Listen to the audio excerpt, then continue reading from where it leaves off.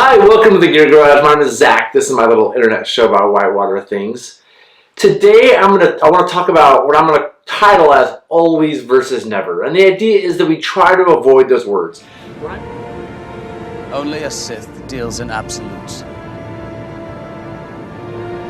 I will do what I must. You will try. When I'm teaching courses, I'm trying really hard to avoid always, and I'm trying really hard to avoid never. It's because in whitewater, there's a lot of gray area. And so I think some people use always too much. And because it depends on, a lot of times it depends on the type of river, where it's continuous, pull, drop, high water, low water, the type of geology, if you're in big rafts or small, there's just so many variables. And there's not always answers to everything. And I want to use this video not as a chance for me to pontificate about something, but hopefully create a discussion. This is something I just came up with today. I've been thinking about this a lot.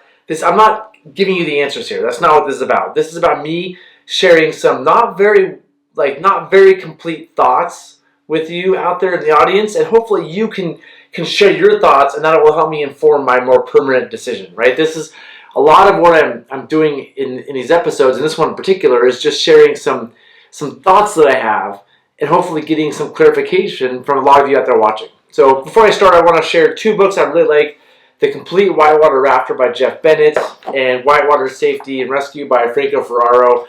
To me, these are like the Bible. You know, we don't really have, in this whole talk, we don't exactly have the answers to everything all the time. We're just sort of what we learned from so-and-so and what somebody said.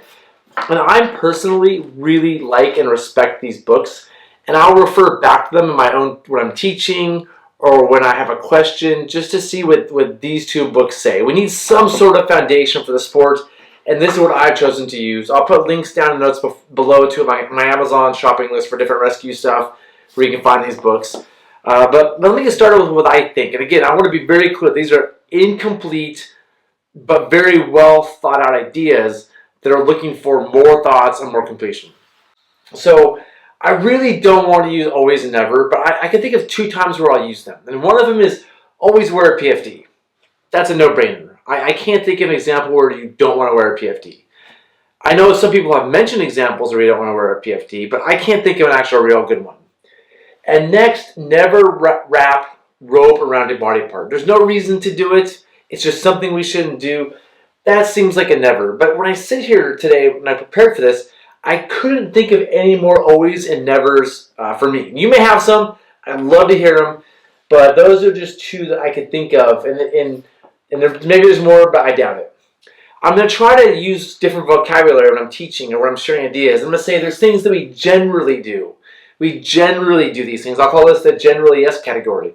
Yeah, we generally carry a pin kit. We don't always. If there's a road next to you, or if it's high volume and there's no rocks, there may not be a need for a pin kit, but we generally carry a pin kit.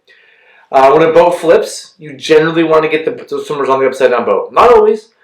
You know, I wouldn't say you always do, but you generally do. Having a perimeter line. I think most people agree having a perimeter line is a great idea. I don't use one that often personally, but I probably should use it more. And I would say it's not something you always do. It's just a good idea. And then also carrying a knife and a whistle. A great idea. I wouldn't say you always do it. And if I have commercial passengers, I don't want them carrying those things. And so it's something that we generally do, but I wouldn't say we always do. And there's a generally no category, like wearing cotton. Hey, generally don't wear cotton. I'm not going to say never wear cotton. People say that all the time. You should never wear cotton. It's the death fabric. Well, if it's 110 degrees out, it doesn't matter, right? If you're wearing a dry suit, it may be fine, right? Throwing a throwback from a raft. I know of several incidents where this has caused fatalities. It's a bad idea. I'm not going to say never throw a throwback. I'm going to say it's generally something we don't want to be doing. And same thing, strapping yourself in a raft. It's not a smart idea. I've seen people do it. I think it's a bad idea. But if you ask creature crafters, they need to do it, right? They're running such a big volume where if they swim, it's way more dangerous than an entrapment potentially. So generally don't do it, but I wouldn't say you never do it because there are examples of it being done.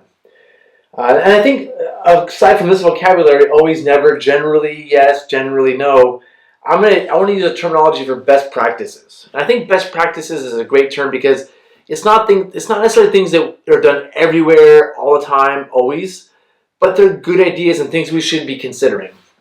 So one is I think people should have waist belt throwbacks. That's a good best practice. You may own it and use it most of the time, but you don't have to use it all the time. But it's a good idea. When you're boating, have a first aid kit, a pin kit, emergency communication. That's best practices. Give some sort of safety talk or demonstration before you go boating. Right? I won't. If I'm going to go kayaking with two good friends, I probably won't do it. But if I'm taking new people out, private boating, I probably will. And if I'm commercial boating, of course I am every time. Having tight spacing and setting boat order. That's best practices. Again, it's not something that's always done, but it's something that we should be doing, and it goes in the best practices category. And then following the clean land principle, not having loose lines around. That's a good best practice. So these are some things that we should be doing, but again, I wouldn't put in the always and never category. I'd be very careful what I put in there. And the last thing I'll talk about, and I think a lot of this in my brain is pertaining to both private and commercial. This isn't just for commercial guys. This isn't just for private boaters. But I'm going to call it judgment versus rule-based teams. And I think there's a few ways, we can set things up when we're going boating, whether it's private boating or commercial boating. You can have a team of people who have experience and have good judgment and can make good calls. And that's the boating that I like. I like boating with smart people with experience. And when we go out there, we're not following strict rules all the time. We're able to bend some of the rules or do some different things because we have good judgment based on the big picture of what's going on. Right? I like this kind of guiding. I like this kind, personally, I like this. And I like this kind of private boating. And I feel like our company, our guides are judgment based. I trust our guides to make smart decisions. They understand best practices, right? They understand what the correct thing is, but there may be instances where we're not following best practices is safer. And I trust them to make that decision. And then there's rule-based teams or rule-based boating where there's just cut and dry. You do this, you don't do this. And I feel like that works really well when you're working for a company with 100 guides and doing the same section of river over and over and over. You can make rules for that specific instance.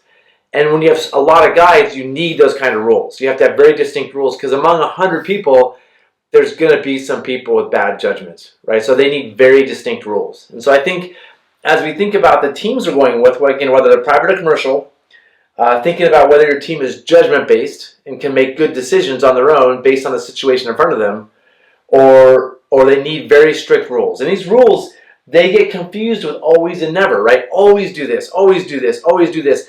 That's great if you're on this particular section of river, at this particular flow, with this particular temperature, but as soon as things change, the river comes up, the river goes way down, you're on a different river, that's when you start needing more judgment because you can't make rules for every possible thing. So those are my thoughts on this. I feel sort of like I just pontificated for a while about that, and I apologize if I felt like that.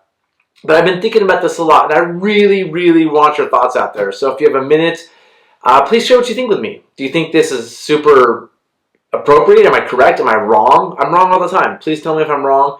Do you have anything to add? Do you have more always or nevers? Do you have more generally yeses or generally nos? Do you think this is the same as best practices? I don't know. I'm myself working on my own thoughts about this to create a lesson plan around it. And this is just me in the middle of it asking for a little bit of help and support and thoughts as I create more foundation, more correct thoughts about this whole process. So that's it for this episode.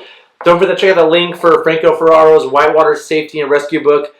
This book is awesome. It's 2/3 safety, 1/3 rescue. This is about prevention and a little bit of cure. And then The Complete Whitewater Rafter by Jeff Bennett. This is the book I got in my very first guide school. I look back to it all the time. It's timeless. It's worth having if you want to have something to refer to get good answers on best practices. And yeah, that's it for this episode. See you next time. Thanks.